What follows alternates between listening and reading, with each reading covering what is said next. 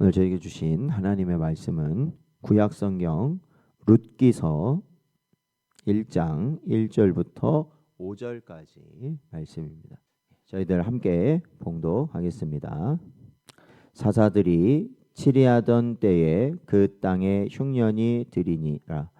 유다 베들레헴의 한 사람이 그의 아내와 두 아들을 데리고 모압 지방에 가서 거류하였는데 그 사람의 이름은 엘리멜렉이요 그의 아내의 이름은 나오미요 그의 두 아들의 이름은 말론과 기럐이니 유다 베들레헴 에브라 사람들이더라. 그들이 모압 지방에 들어가서 거기서 살더니 나오미의 남편 엘리멜렉이 죽고 나오미와 그의 두 아들이 남았으며 그들은 모압 여자 중에서 그들의 아내를 맞이하였는데 하나의 이름은 오르바요 하나의 이름은 루시더라. 그들이 거기에 거주한 지 10년쯤에 말론과 기럐 두 사람이 다 죽고 그 여인은 두 아들과 남편의 뒤에 남았더라. 아멘.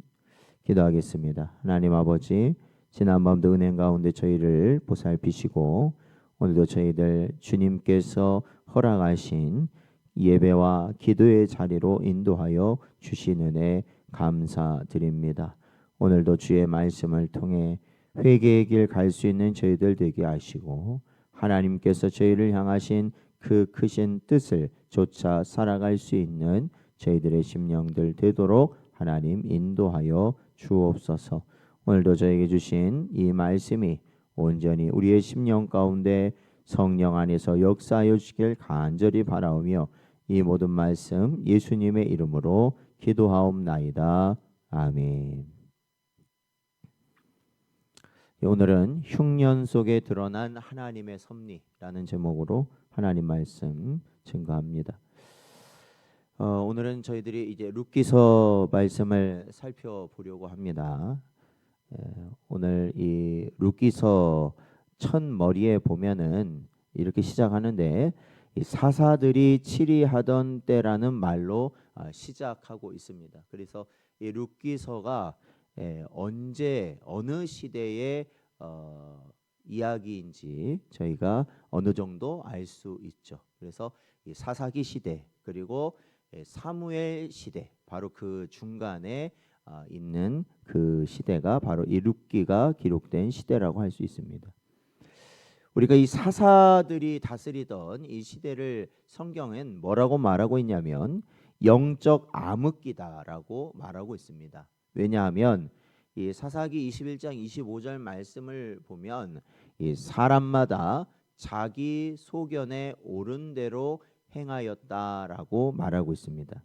즉 이것은 하나님의 말씀을 기준으로 사는 시대가 아니라 자신의 판단대로 살았던 시대에 바로 그것이 바로 이 사사기 시대의 대표적인 백성들의 모습이었고 그것이 영적 상태였다라는 겁니다. 바로 이러한 때에 유다 베들레헴에 흉년이 들게 되었습니다. 이 유다 베들레헴, 이 베들레헴이라는 이름은 그 자체가 이 떡집이라는 의미를 가지고 있습니다. 그런데 흉년이 들었다. 이것은 뭐냐면 모순적이게도 이 떡집에 떡이 끊어진 상태가 되어버린 것입니다. 이 흉년은 단순한 자연재해가 아니라 하나님께서 바로 신앙적으로 이스라엘을 경고하시기 위한 징조였음을 우리는 알 수 있습니다. 하나님은 그 백성이 언약을 떠날 때, 즉 하나님의 말씀을 떠나서 자신의 뜻대로 살아갈 때 하나님께서는 그 환경을 주장하셔서 깨닫게 하신다라고 이미 성경은 우리에게 가르치고 있기 때문에 그렇습니다. 그래서 어떠한 경제적 어려움, 자연적 재해 이러한 것들이 일어날 때 우리는 언제나 우리 자신이 하나님의 뜻에 벗어나는 것인지를 언제나 살펴봐야 하는 것이 지혜로운 성도의 모습인 것입니다. 그런데 오늘 이 본문에 나온 엘리멜렉이라는 사람은 그 흉년의 의미를 다르게 해석하였습니다.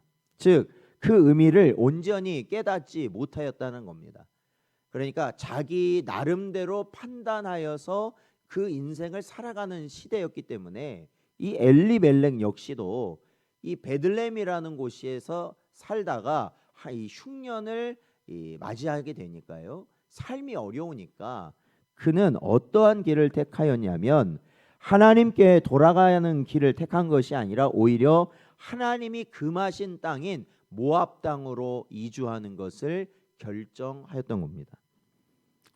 이 엘리멜렉이라는 이 사람의 이름, 이 엘리멜렉, 이 이름이 어떠한 의미를 갖고 있냐면 사실은 하나님은 나의 왕이시다라는 이름의 의미를 가지고 있습니다. 그러나 현실적으로 이 엘리멜렉은 모압 땅을 택하여 감으로 인하여서 그는 결국 하나님을 자신의 왕으로 삼는 것이 아니라 현실을 자기의 왕으로 삼는 그러한 결정을 하게 되었던 것이죠.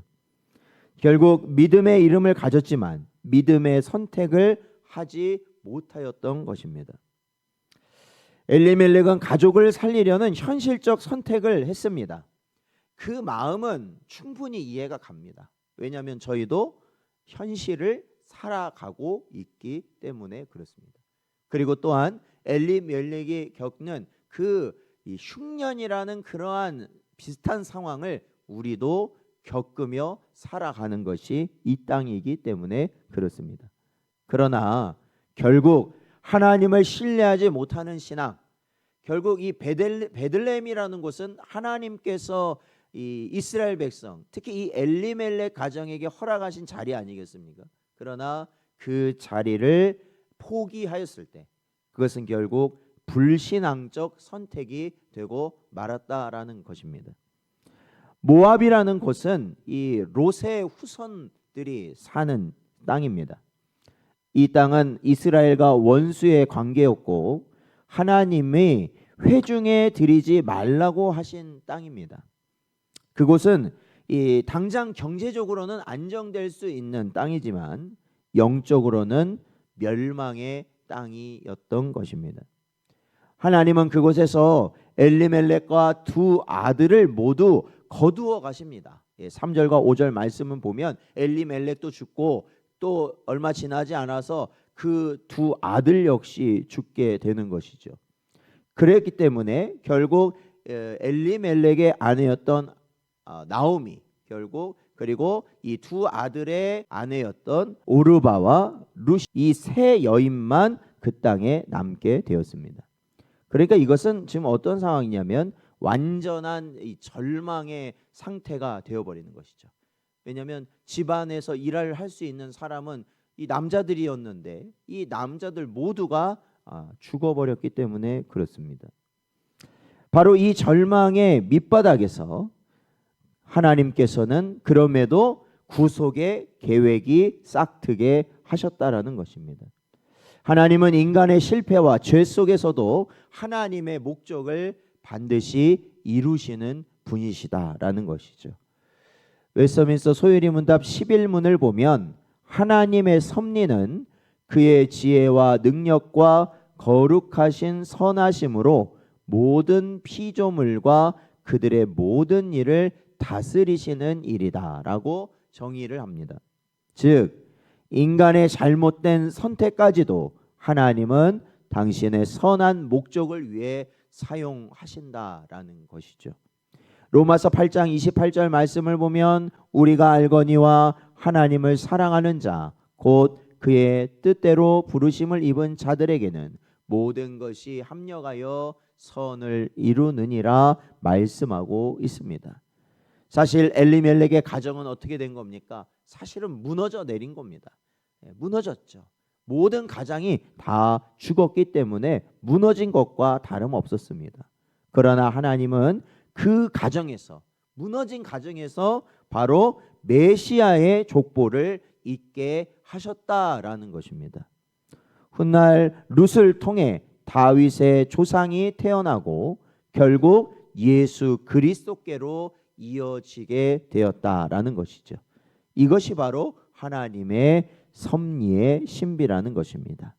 사랑하는 성도 여러분, 오늘 말씀을 통해서 우리는 이 세 가지 교훈을 분명히 깨달아야 할 것입니다. 그것은 우리 인생의 흉년은 징계도 되겠지만 사실은 뭐예요? 하나님께로 나아오는 초대장이다라는 것입니다. 하나님은 흉년을 통해 돌아오라고 말씀하시는 것입니다. 성도는 어려움 속에서 하나님께 무릎 꿇을 때 참된 회복이 시작되는 줄로 믿습니다. 역대하 7장 14절 말씀을 보면 내 이름으로 일컫는 내 백성이 그들의 악한 길에서 떠나 스스로 낮추고 기도하여 내 얼굴을 찾으면 내가 하늘에서 듣고 그들의 죄를 사하고 그들의 땅을 고칠지라. 하나님은 약속하고 계시기 때문에 그렇습니다. 그러므로 힘들고 어렵고 괴롭고 우리가 큰 근심 가운데 빠져 있을 때 우리는 우리의 얼굴을 더욱더 낮추어 하나님을 바라보며 부르짖는 복된 여러분 되시기를 주의 이름으로 축원드립니다. 그렇기 때문에 두 번째 교훈은 믿음이라는 것은 결국 환경을 바라보는 것이 아니라 하나님을 바라보는 것이다 라는 겁니다. 엘리멜렉은 현실을 택하였습니다. 그런데 이방 며느리 중에 하나였던 룻은 어떻게 했습니까? 훗날 나오미가 이 오르바 룻에게 이제는 너희 고향으로 돌아가라 이렇게 말하였을 때 오르발은 자기의 고향으로 돌아갔죠. 그러나 룻은 어떻게 하였습니까? 어머니를 따라가겠다. 시어머니인 이 나오미를 따라가겠다고 말합니다. 그것은 단지 시어머니를 따라가겠다는 게 아니라 시어머니의 하나님을 나의 하나님으로 섬기겠다라는 그러한 신앙적 고백이었죠. 사실은 이스라엘 땅에 가면 어떻게 되겠어요? 이방 여인이기 때문에 차별과 멸시를 받을 것이 분명하였습니다. 그러나 이 룻은 그럼에도 불구하고 신앙을 택하였다라는 것입니다. 여러분, 믿음의 길은 반드시 험한 길이 될 것입니다. 그러나 그 끝은 분명히 생명의 길이 된다는 것입니다. 하박국 2장 4절 말씀을 보면 의인은 믿음으로 말미암아 살 것이다 말씀하고 있습니다. 언제나 이러한 믿음의 길을 가는 여러분 되시기를 축원드립니다. 그리고 세 번째 교훈은 하나님의 섭리는 우리의 이해를 넘어선다라는 것입니다. 우리는 왜 이런 일이 일어나는지 다 알지 못합니다. 그러나 하나님은 실패 속에서도 반드시 구원을 이루신다는 것이죠. 이사야서 46장 10절 말씀을 보면 여호와의 뜻이 영원히 서리라 분명히 선포되고 있다라는 것입니다. 그래서 우리는 바로 이 모든 것을 주장하시는 하나님의 그 손을 바라보며 나아가야 하는 것이죠. 사랑하는 성도 여러분, 룻기는 한 가정의 절망으로 시작합니다.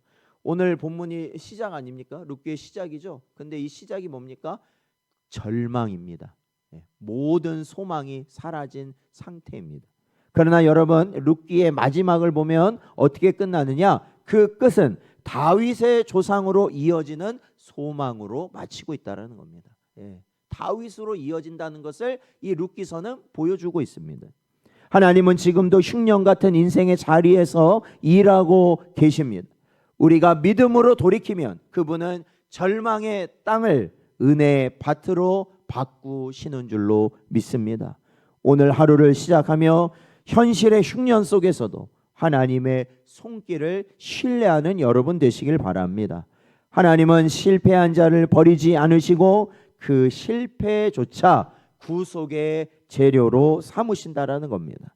시편 111편 2절 말씀을 보면 여호와께서 행하시는 일들이 크시오니 이를 즐거워하는 자들이 다 기리는 도다 말씀하고 있습니다. 오늘도 주신 말씀을 마음에 잘 새기시길 바라고 인생의 흉년 가운데서도 오로지 하나님의 섭리 가운데 우리가 있음을 깨달아서 언제나 감사와 찬양과 영광을 올려드리는 복된 여러분 되시기를 주의 이름으로 축원드립니다.